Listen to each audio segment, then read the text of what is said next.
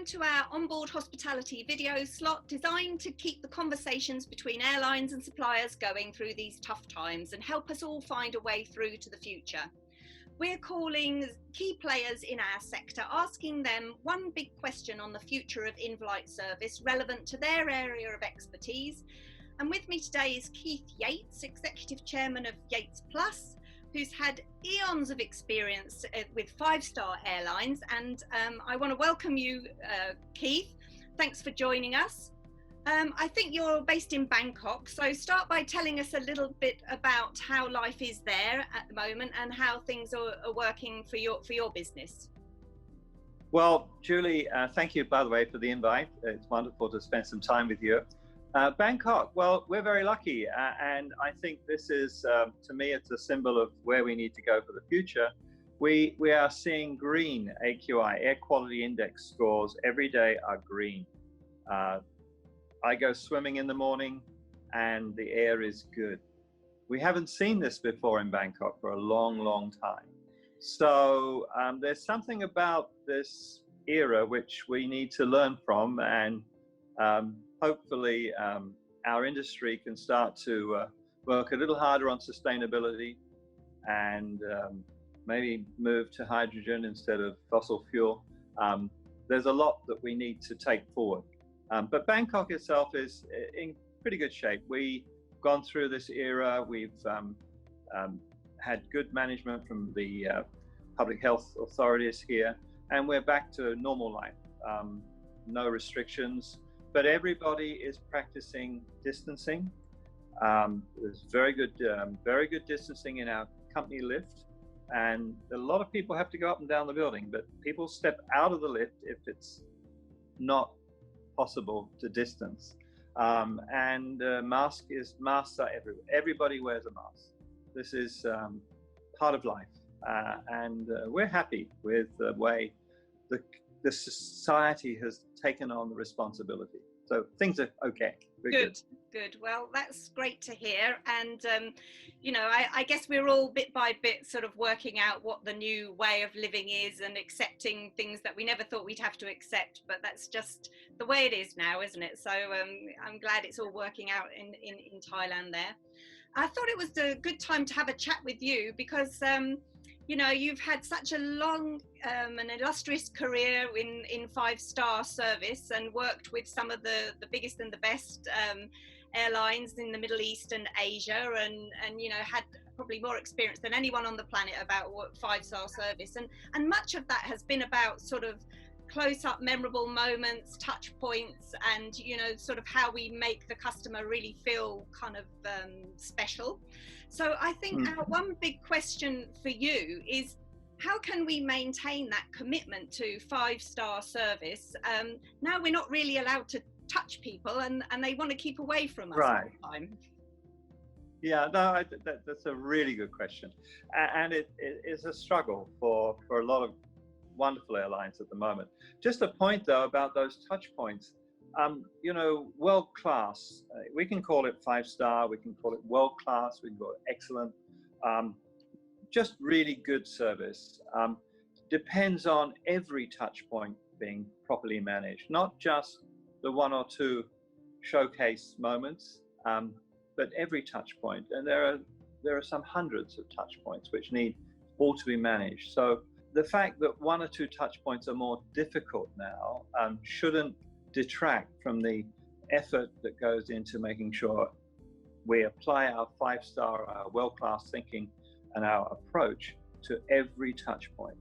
And that includes the touch points at home, which are becoming they're getting much more attention now. And I'll talk about that a little bit later if I may, we'll just defer that ahead. But your reference really is to the fact that a lot of world-class experience is based on in-flight crew, your experience of the crew. And definitely that's more difficult in this era. If we have to wear PPE and mask and the visor, which a number of airlines have to go to now, for crew need protection as much as the customer, that makes it much more challenging to provide that intimacy. And also in this period, I think our customer values or needs have shifted. If you look at all of the customer sentiment research, which has been conducted pretty much globally, universally you see that there's been a shift to safety. So my sentiment as a customer is driven by my first concern for safety of myself and my family.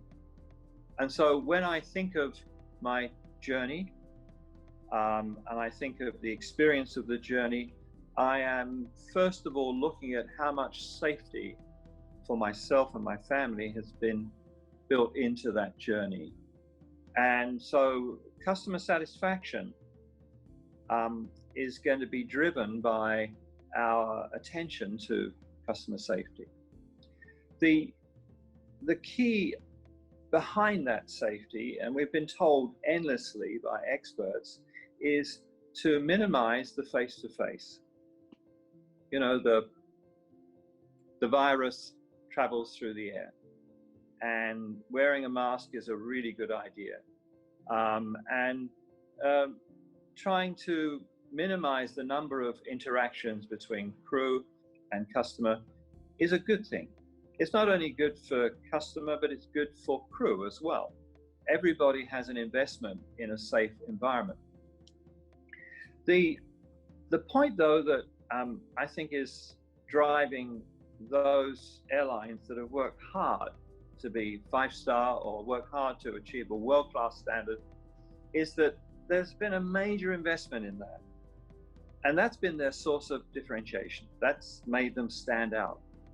So what we're seeing is a lot of requests of, Keith, how do we provide some new training to our crew to maintain that mindset? We want to keep that mindset, that 5-star mindset, that world-class mindset. But at the same time, we want to give our team safe ways of interacting. And are there any helpers? For instance, can we digitalize certain moments in order to help the guest and the crew? And so we've been kind of working really hard on this. And we've formulated a training program which still allows us to provide what we call presence. And if you look at the essence of great hospitality, great service, it's when the person you're interacting with has enormous presence. Now, it's hard to be present when you've got PPE, you've got the mask, you've got the visor. Yeah. It's hard to have that presence because you depend on so many messages coming from your eye contact and your facial muscle movement and the way you're breathing. So we practice how to connect without words. And it's a lot of fun, lots of activities that I try. Here's John, connect without words.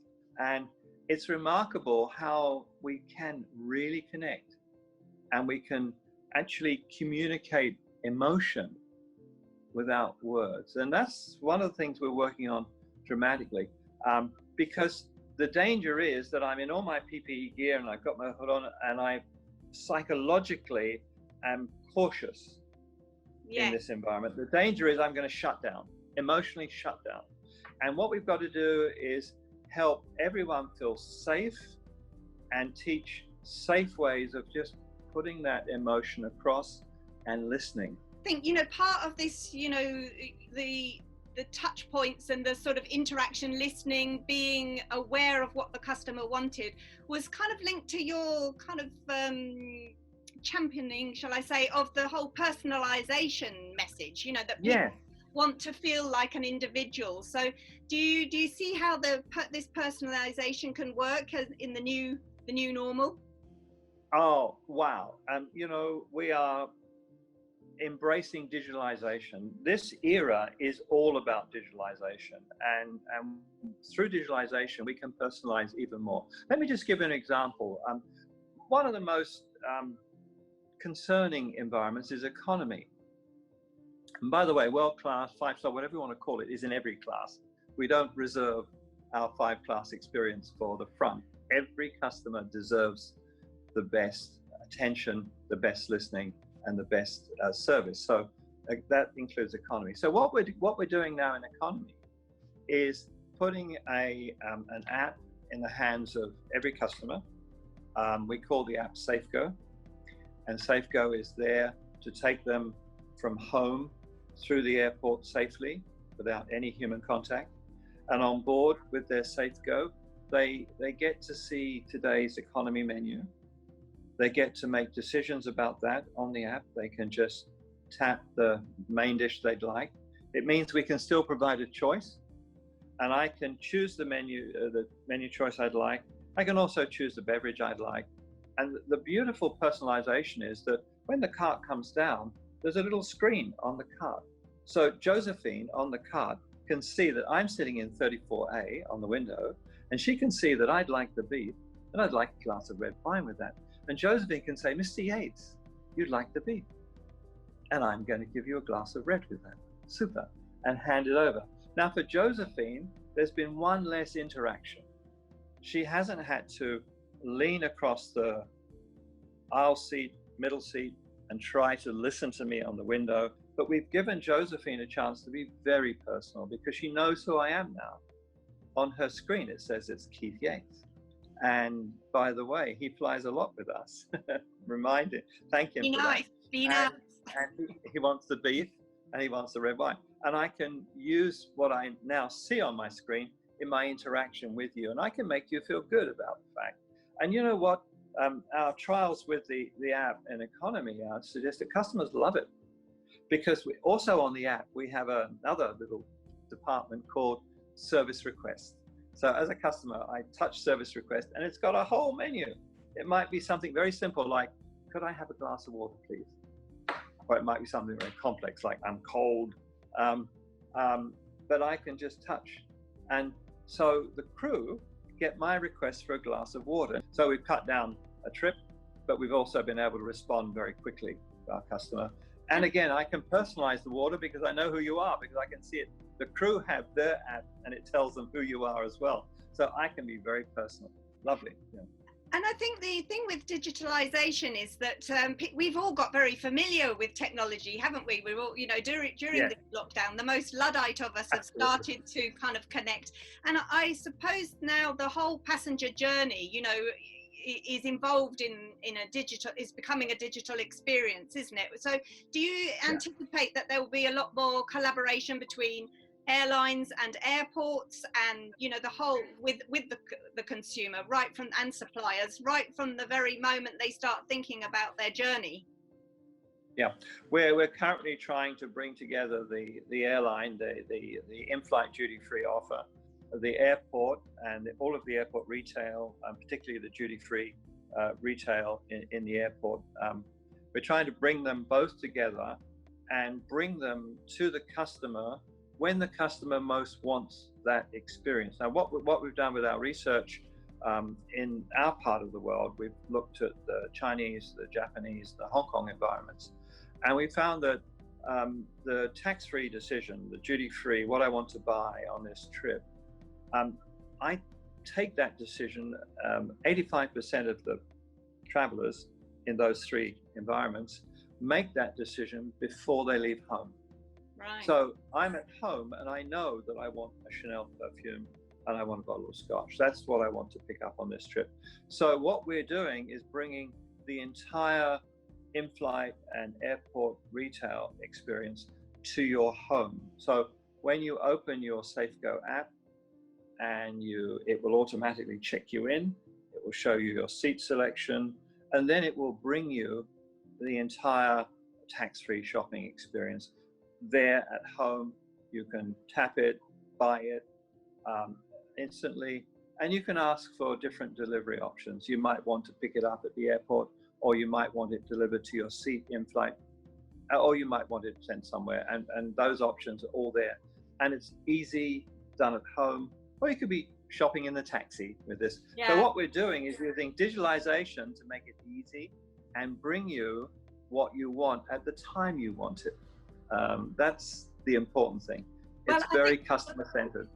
I think we'll sort of close it there, Keith, because that is kind of All the right. holy grail, isn't it, of in-flight service, is that you bring people It is. what That way. they want when they want it. So, you know, if that's what we're Totally. going to get from the new normal, then bring it on, I say. You know, it sounds like there will be positives to come from this, and it sounds like your team is all working on some new exciting projects that I'm sure you know will help. So thanks for sharing those with us, and keep us posted on it all. Julie, we certainly will. Thank you so much for your time today. It's been fabulous. Thank you. Great, thanks. Cheers.